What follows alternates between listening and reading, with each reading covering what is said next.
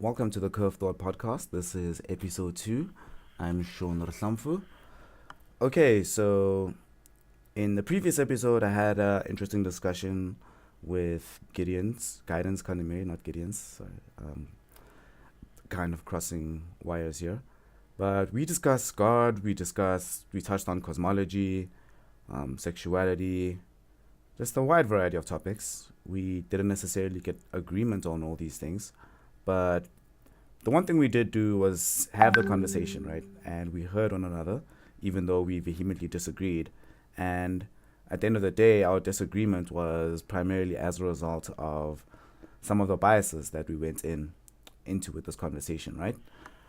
My bias, as he particularly expressed, or that we expressed throughout the conversation, is I am fully biased into believing that any and all forms of knowledge are discoverable.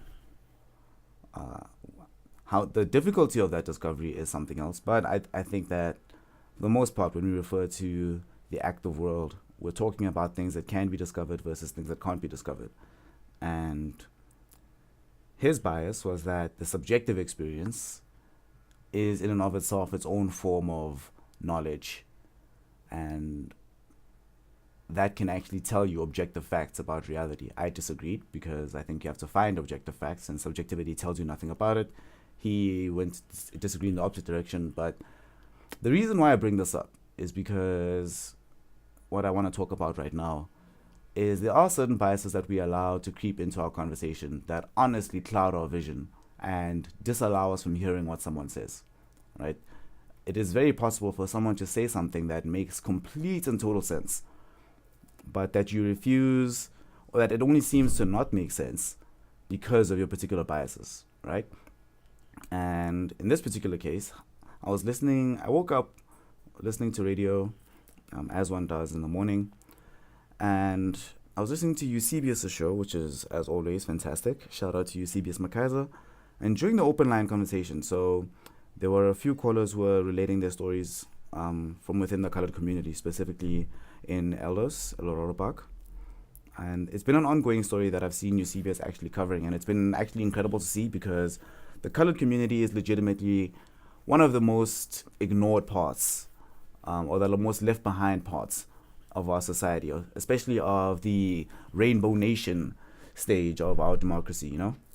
These are people that haven't necessarily been included really in what we've decided to do post democracy in our country. So props and great shout outs to Eusebius for handling that and getting more involved with the colored community and ensuring that their stories are told as their own. Because I think very often what ends up happening is that the colored community often finds itself in a situation where they get legitimately co-opted, and when they speak about issues in public, they're forced to basically reason as black people, and every conversation thereafter treats them as black people, whereas they're not. They have their own community and their own problems, and black people have left them behind. We've sort of decided that, well, they are just with us. We're going to take them on as part of our bandwagon. And that's definitely something that needs to change. There is a lot of richness and uniqueness about the colored community that us as black people need to be able to recognize as separate from ourselves and as deserving of as much respect as ourselves. And this is something that we've definitely, as a society, have failed at. We've, for the most part, failed the colored community. As much as we failed the poor in general in society in South Africa, at the very least, the government pretends to care about the black poor. It doesn't necessarily make that concession about colored poor. And that's something that needs to change. But anyway, the reason I bring this up is there was one specific caller he was a white man. I don't always like listening to white men. White men say a lot of fairly disturbing things, especially on these topics, because they often don't make sense. But this particular white man made a terrifying amount of sense on this particular issue. Not necessarily on the issue of the colored community, but on the issue of the reconciliation narrative. I think they agreed to call it, him and Eusebius. So I don't know if they're going to podcast that out, but what I got from what he was saying, this particular white man, he was saying how he fully understands why the narrative, especially as it exists around reconciliation, why it happened as it did, right? So they started there and they had maybe some minor quibbles about it. And then he said something very interesting. He was saying that he is concerned that in our pursuit of reconciliation, we focus too much on the white man, on the white male, right? Both in the white male's role and complicity in apartheid, their continued beneficiaries thereafter, and in their role in breaking down the system for the future. And he said something interesting. He said that he is concerned that we might go, that he said that he agrees that this is a good thing, but he's concerned that if we should go too far in that direction, we might come out at the other end realizing that now we are in persecution mode of white people rather than simply the mode where we force them to acknowledge their role and complicity in all the issues that we really confront. Now, he was like vilified by both Eusebius and another caller who came thereafter for the usage of the word persecution. He said other things, we'll get to that. Just want to focus at the beginning of this. His usage of the word persecution to describe this particular problem. And Eusebius rightly said that what we say unconsciously when we're not necessarily guarding our words is what we actually feel. And that in and of itself can be very telling of the biases that we have. And he was completely correct in saying this, Eusebius, but missing the point that this is a legitimate concern, that it is a legitimate problem, that in how we try to formulate what we want to do redistributively in terms of justice, what we want, the role we want white people to be playing, especially white men, in how we term the conversation around reconciliation and what we do on the ground with regards to reconciliation, you really can get to the point where we are simply persecuting them. This is not to say that they haven't persecuted us in the past. This is not to say that white people have done enough right now. This is not to say white people are doing enough at this particular present moment in time. This is not to say white people will ever do enough. This is not to say that simply acknowledging white privilege is enough in and of itself to do away with all the past. This is not to say that there could ever be a stage in time where we could all feel that white people have legitimately paid their dues, as it were, right? This is not to say any of that. This is not like I'm not praising any particular white man simply for saying the correct things at a time. I will be very critical of white people and whiteness because it is a very real thing and it does tinge a lot of our conversations. But the caller who came after this described everything that this guy said as white-splaining. But so starting here, I'll try to go through why it wasn't.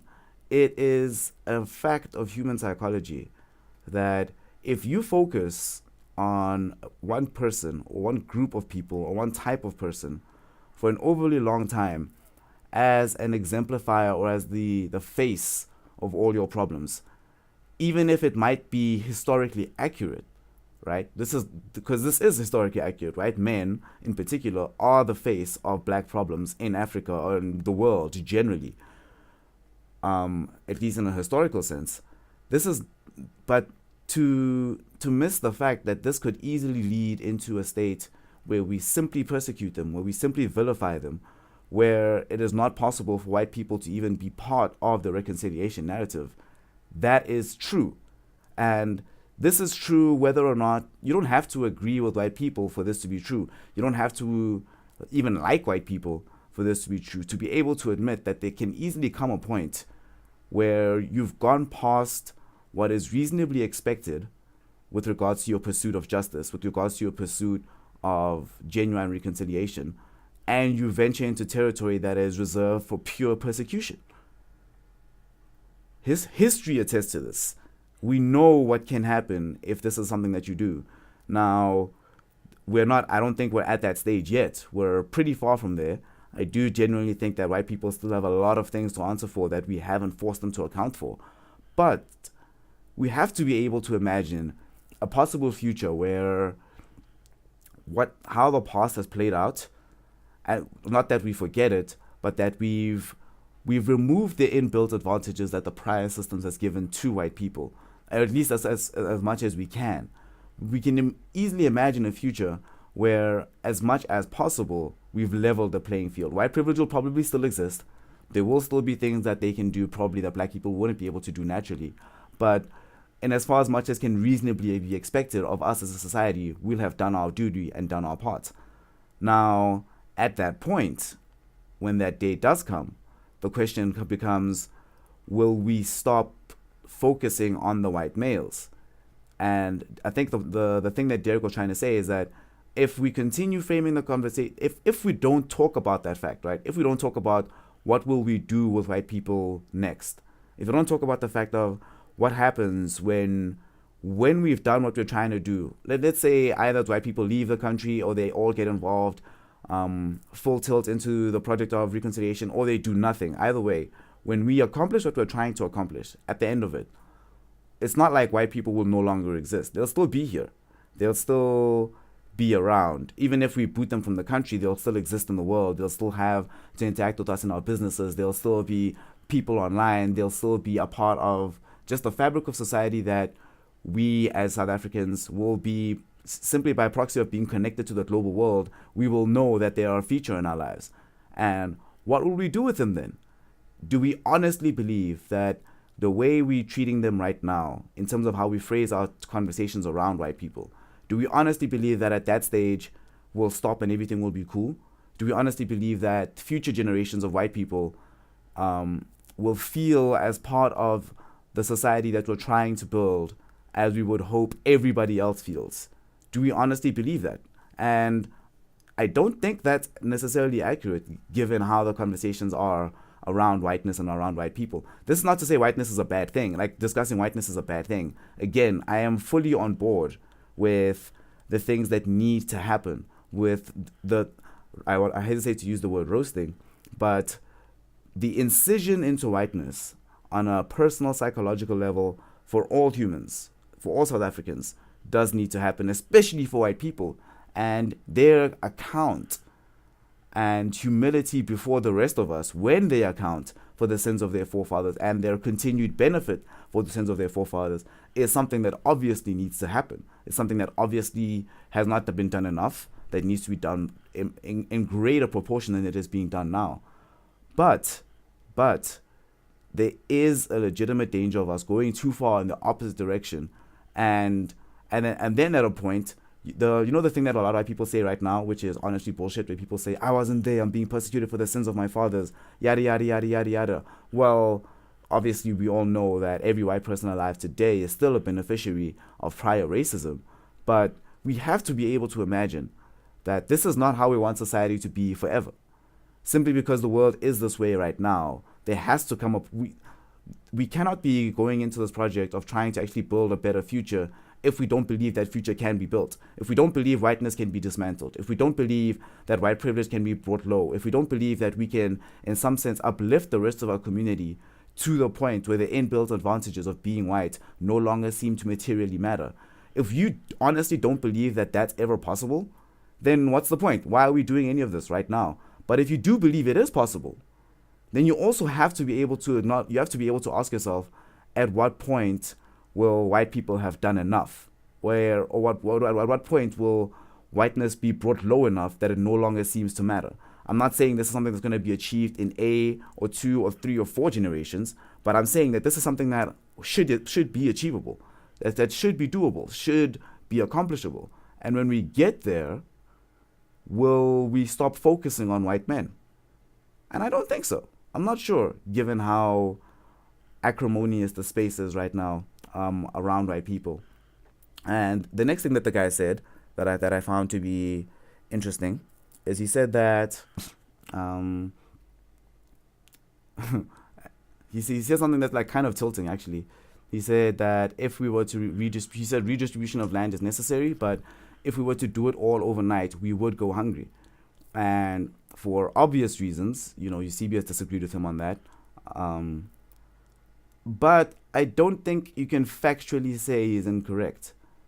If we were to tomorrow overnight, especially the farmlands, right? It's one thing to redistribute land, like property land. It's one thing to redistribute businesses and to redistribute simply the land that just fruitful land that you have as your own, that you don't necessarily use for farming, right? Simply land that you own. That's one thing in its entirety. But if we were to overturn the farming infrastructure as it exists right now, which for better or for worse is in control of white hands, it might be for worse, fine, but they are in control of it right now. And knowing that if you were to overturn that control overnight, that would be a bad thing. Not because they deserve the control intrinsically, simply because them having it right now means that they have the best understanding at the present moment of how it currently functions. Now, that's something that we as a society need to work on to disentangle that control from them. But doing it spuriously and overnight and in a reckless fashion would be bad for the country. We would lose food. We would not be in a good position thereafter. Now, I don't have to like this fact for it to remain a fact. And pretending otherwise is basically ideology. There's a reason why when we talk about farmers being murdered, right? If you were to mention a farm murder at any given point, you know you're talking about white people. Now, I'm not one of those people that says that this is at all one of the major problems we need to be focusing on, the entire farm killing narrative. But recognizing that when we speak about farmers in the context of South Africa, we by necessity are mentioning Afrikaans people, white men, are part of the farming infrastructure that we've built up right now. And overturning that overnight would lead to disaster. It would lead not necessarily to famine, but you have to admit that the amount of food that we have, the amount of distribution of the food, and the way that we currently prop up the food infrastructure in our country would be damaged by such a move. Not knowing this, or not knowing exactly how it will be damaged, doesn't necessarily mean that it won't be damaged at all. And he made the caveat that by saying that doing this overnight would be a bad thing. And then he said, okay, this is one area of disagreement I'd have with the white collar. He says that doing this over a period of 30 years would make a bit more sense. I don't think it will necessarily take an entire 30 years. I think you can do it in 10 or 15. But the underlying logic is that making such material changes to the world around us, right? Creating the world that we fundamentally want to live in is a process that does take time. And human history attests to the fact that when you try to do this process in heavy jump starts, and when you try to do this by basically flipping over the table and seeing what everything lands on at the bottom, does lead to disaster.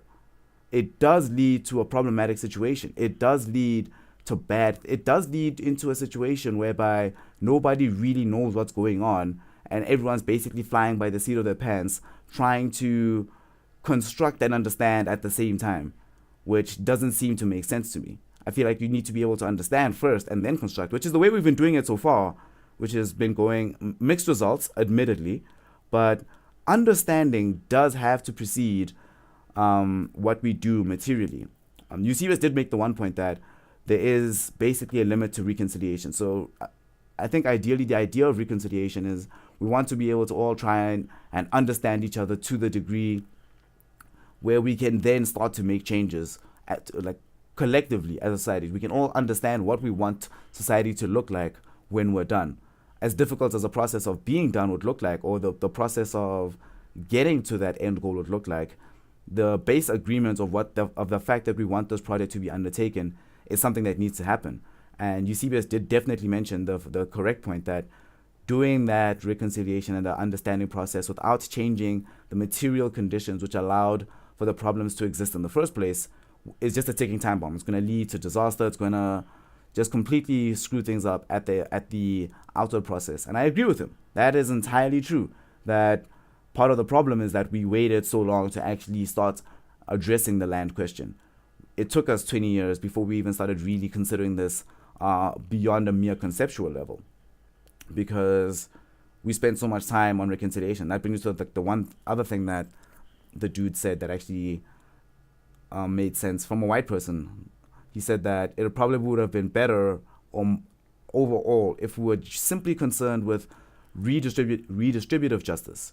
It would have made more sense and have been better to kick white people out of the country at the dawn of democracy. Now, I know a lot of people today still think that might have been the better move. I'm not always sure how I feel about this. I'm not really for it, but I could probably be convinced that there's a good argument for it. But nevertheless, if we did that, right, it might have been better. We would have gotten material changes faster. Definitely, this is not in dispute, and we don't know if that might have been a good or a bad thing, but we didn't. Like, we really have to digest the fact that we didn't, and not doing it then, at the dawn of what we want, at the dawn of democracy, choosing not to do that then, choosing in some sense to focus on reconciliation. Not that we can talk about whether or not that was the best or worst decision, but what it does do is it locks us in a course of action into building a society that does include white people. The ship has sailed where we can simply say, all right, y'all get the fuck out, and that's how we're going to solve it at this point. That could have happened if we'd focused on redistributive justice then. We didn't. We're focusing on it now, but the fact that we focused on reconciliation then means that it became part and parcel of the foundational fabric of what we actually are trying to do with our democracy. At that point, we tacitly said that whatever society is going to look like for the next 20, 30, 40, 50, 100 years will include white people. Now the job is much harder because we stopped doing the reconciliation thing. We stopped doing we didn't do either. We completely blindsided ourselves. We didn't focus at all on actually trying to build this society in terms of the human elements, and we also didn't account for the material elements of what the society should look like either. We basically dallied in the dark for 20 years until it became a big thing. The ticking time bomb that Eusebius mentioned comes back up, and now we're in danger of imploding. But the fact of the matter that when we could have focused simply on removing the white problem, we didn't. Now we have to grapple with the fact that the solution to our problems, the solution to the societal problems that we all agree we have, the solution that is going to reduce the fissures between the groups in our country, the solution that is going to make our society one that we actually want to live in, one that is actually a better society for all. That solution, that promised world, that, I hesitate to use the word utopia, but that place where we all actually want to go will include white people. And the question we have to ask ourselves is, will it include them happily or not? Will it include them as equals, actually, is the question. Now, clearly, white people are not equal right now in that they have greater advantages than every other group in the country. Nobody has it as good as a white person, especially as a white man. But the day that they do, the day that everybody has it relatively as good, if that's what we want, if we admit that can be done at all, if it can't be, fine, and then a different conversation need be had. But if we can admit that can be done, how will we be treating our white people at that point? How will we be talking to and about them? And do we believe that the current trajectory of conversation around this particular group of people will empower us to, when we fix the problems that white people have caused? Do we believe that we'll be empowered thereafter to treat white people as equals? Or at that point, will we devolve into persecution, as history suggests can happen when there's a particular group that is debased through societal measures? History does suggest that it can happen, that you can go too far in the opposite direction, and then those people become the new second-class citizens. Now, I know many of us wouldn't necessarily say that treating white people as second-class citizens would be a bad thing. But if you don't believe that that's a bad thing, I believe that we should at least be honest about your intention then, and say it. Say that we'd be fine having white people be the second-class citizens at some point. And then that changes the dynamic of our discussions. But if ostensibly we want an equal society, if that is our stated goal, then we have to ask ourselves if tactically the way we talk about white people and the discussions we have concerning white people, and white people themselves need to have this discussion amongst themselves, because every time I hear white people talking and they don't think I'm listening, out of the corner of my ear, it sounds like they don't themselves believe that it's ever going to be possible for them to be involved in the new society. And that's their shit. Like, they need to come to the table. Of course. Let me be categorically clear. The majority of the heavy lifting in this project is going to have to come from white people. it is going to have to be white people in majority that do the work of coming to the rest of us, trying to reconcile, humbling themselves, recognizing their role and their complicity in apartheid, in racism, in white supremacy, in colonialism, in slavery, and their continued benefits thereafter. Recognizing how white privilege materially impacts day by day the lives of those around them, and that their whiteness can, simply by existing, make the lives of other people, of colored people, of black people, of Indian people, materially worse, right? That work, the place of white people in society, and them earning it, because they haven't earned it yet, I don't believe so, but them earning their place in our society is almost entirely a job that must be done by the white community, and nobody else can do it for them. This, I cannot say more clearly than that. However, we cannot, while recognizing that white people need to do this, we can't pretend that us as black people, as colored people, as Indian people, us as the people that are observing the white community and thinking about what their role should be in the new society, we cannot imagine that we will never end up in a position where we treat white people as the worst people, as the group that deserves to be in some sense denigrated, the group that deserves to be persecuted. And the word persecuted, as insane as it sounds, when you think about, especially about white people, because come on, when has a white person been persecuted? Not acknowledging that it could happen, simply by acknowledging how history has played out in the past and how human beings can react psychologically when you focus on a particular group as the source of your problems, whether or not they may be your source correctly, right? But the way we frame the conversation around that, not acknowledging that it could become problematic, and we could easily find ourselves in the space where we become the persecutors, is, I don't think, beneficial to us either. It's not beneficial to us as black people psychologically, and it's not beneficial to the society that we're trying to build. Now, not everybody might agree with me on this, but I do think that at this point, that's how this has to play out. This is how we have to start thinking about things, because I can already see inclinations of problems, or you can already see the writing on the wall, is what I'm saying, where I can see that the future society we want to build will not have space for white people. And I'm not sure if that's a good thing. I don't think it's a good thing to categorically exclude them at a future point based on the actions that have been happening in the past. But that depends almost entirely on what we actually want to build as a society. But at this point, I feel like I'm just talking in circles. So, ladies and gentlemen, this is Sean Reklamfu, Curve Thoughts Podcast, Episode 2, signing off. Thanks for joining me. This was Sean talking about whiteness, and see you on the flip side.